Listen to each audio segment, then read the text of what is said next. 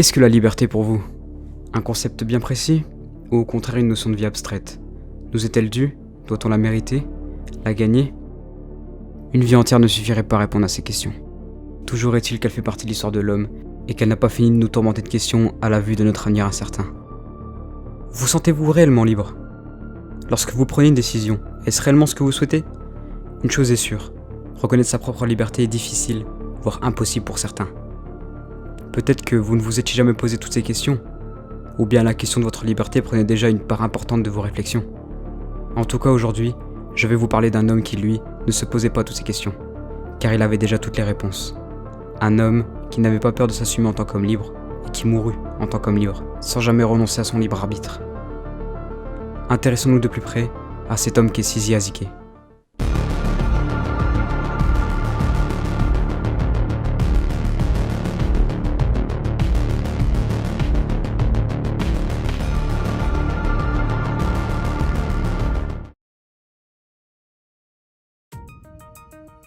Taroudan, au sud du Maroc. C'est entre ces remparts que naît Sizia. D'un père d'origine albanaise et d'une mère grecque, c'est suite à l'indépendance du pays en 1956 que sa famille s'installe à Bordeaux.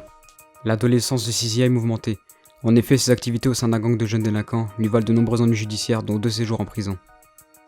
Il décide alors suite à cela de quitter la France à l'âge de 17 ans. Malheureusement pour lui, les autorités refusent de lui délivrer un passeport, ce qui le pousse à s'engager dans la Légion étrangère lors de la guerre des 6 jours qui oppose Israël à l'Égypte, la Jordanie et la Syrie. Hélas, encore une fois, son rêve de fuir la France est détruit lorsque son effectif est dissous après seulement 3 mois de service. Mais tout n'est pas perdu pour Sizia puisqu'il parvient en 1967 à obtenir un passeport et part rejoindre son grand-père en Argentine. C'est le début de sa grande épopée. Arrivé en Amérique du Sud, il fait fortune dans le commerce d'objets précolombiens jusqu'en 1972, date à laquelle il décidera de partir pour Toronto. Là-bas, il y prend la direction d'un restaurant italien puis se spécialise dans l'organisation de jeux de hasard clandestins et dans le recouvrement de dettes. C'est après avoir échappé à une tentative d'assassinat qu'il se réfugie en Suisse en 1973. Enchaînant les allers-retours à Amsterdam pour sa consommation personnelle, il décide de partir pour l'Afrique du Nord afin d'organiser un commerce de véhicules d'occasion. Malgré de nombreuses corruptions, il finit arrêté à Bamako en 1975. Il obtient alors une libération sous caution puis quitte l'Afrique en catastrophe. Le voilà cette fois-ci aux Caraïbes avec sa compagne. Il donne naissance à un fils qui perd malheureusement la vie 1 an après leur arrivée. Le couple, dévasté, se réfugie donc dans la folie des jeux d'argent à Hong Kong et Macao, pour finir par échouer sans un sou au Costa Rica en 1980. Là-bas, il réussit à fonder une mine d'exploitation d'or à grande échelle. Malheureusement pour lui, la relation avec la population locale ainsi que les politiques, plus l'impact environnemental de ces dernières, ont provoqué sa chute en 1983. Menacé alors de longues années de prison, il s'enfuit vers le Panama en emportant avec lui 3 kilos d'or. C'est de retour en France en 1985 qu'il publie son premier livre Oro qui relate ses aventures au Costa Rica. 1 an plus tard, il publie Sahara traitant de ses aventures en Afrique du Nord. Et enfin, en 1987, il publie Parodie qui évoque ses aventures au Canada. Jusqu'en 1991, il vit en Thaïlande puis en Australie où il dirige une nouvelle mine d'or et en parallèle continue à publier plusieurs livres. C'est cette même année qu'il décide de s'installer en Albanie, père d'origine de son père, pour 3 ans. Là-bas, il publiera plusieurs romans et réalisera un documentaire. Il publiera par la suite de nombreuses œuvres, principalement des bandes dessinées. Mais c'est en Guyane en 2009 qu'il sortira son dernier roman Oro & Co, détaillant ses dernières aventures. Enfin, il termine son grand voyage le 27 septembre 2011 à Bordeaux, la ville qu'il a vu grandir. Ses 3 œuvres les plus connues furent Oro, Sahara et Parodie, sorties respectivement en 1985, 1986 et 1987. Par le prisme de ces œuvres, j'ai compris que Sizia était un personnage des plus excentriques qui n'a pas une vie des plus banales.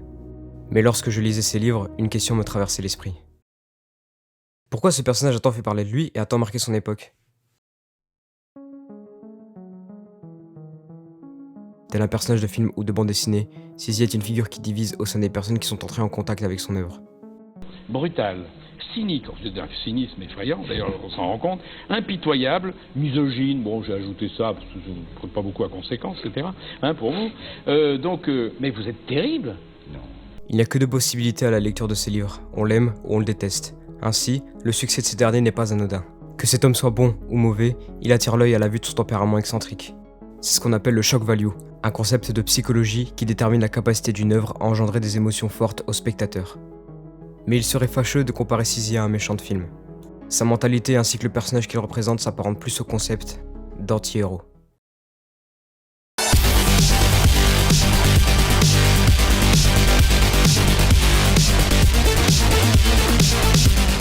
L'anti-héros est par définition le personnage d'une œuvre de fiction qui ne présente pas les caractéristiques classiques des héros conventionnels.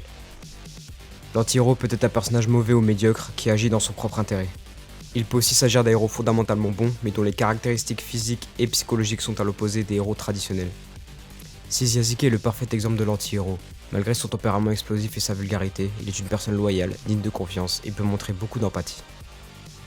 Ces caractéristiques purement anti-héroïques impactent sur le réalisme de ses œuvres. On s'identifie réellement au personnage dans ses moments de joie comme dans ses moments de peine. La manière brute qu'il a de décrire son univers et de raconter ses aventures nous transporte dans son monde.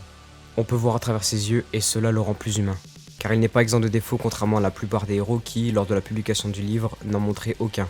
Voilà pourquoi Shizy a attiré l'attention à l'époque. Cependant, une question reste en suspens. Les anti-héros arborent toujours un message, ont toujours une leçon à donner. Quel était le message de Shizy? Je me demandais toujours, suite à ma lecture, comment un personnage comme Shizy pouvait susciter autant d'engouement. Certes, les anti-héros ont du succès, mais les personnages réels, eux, n'ont pas autant d'adeptes. Mais en fait, la réponse était simple. Shizy renvoie à un autre personnage de fiction, l'aventurier. Tel Indiana Jones ou même Tintin, l'écrivain a vécu des aventures dignes des plus grandes œuvres de fiction. Au-delà d'être un anti-héros, voire un méchant qui susciterait l'intérêt du public, il représente le rêve de l'homme. S'aventurer encore et toujours et découvrir de nouvelles choses chaque jour. J'ai évoqué la notion de liberté au début de la chronique, et bien, si un homme devait représenter cette liberté, c'est bien Shizy. À la lecture de ses aventures, on a l'irrésistible envie de le suivre, quitte à risquer sa vie. Et que l'on approuve ou non ses actes, lui seul fait ses choix. Il n'y a personne pour lui donner des ordres et ça, il se plaît à le rappeler à nous, lecteurs. S'il attire autant le spectateur, c'est parce qu'il représente un tabou, un interdit qui a inspiré les anciennes générations, et qui, sans nul doute, continuera de fasciner les nouvelles. Il est très difficile d'être libre. Tu le payes à chaque moment de ta vie. Tu n'as pas le droit d'être libre. Parce que les gens qui ont fléchi, si tu veux, te reprochent ta liberté. On va toujours reprocher ma liberté.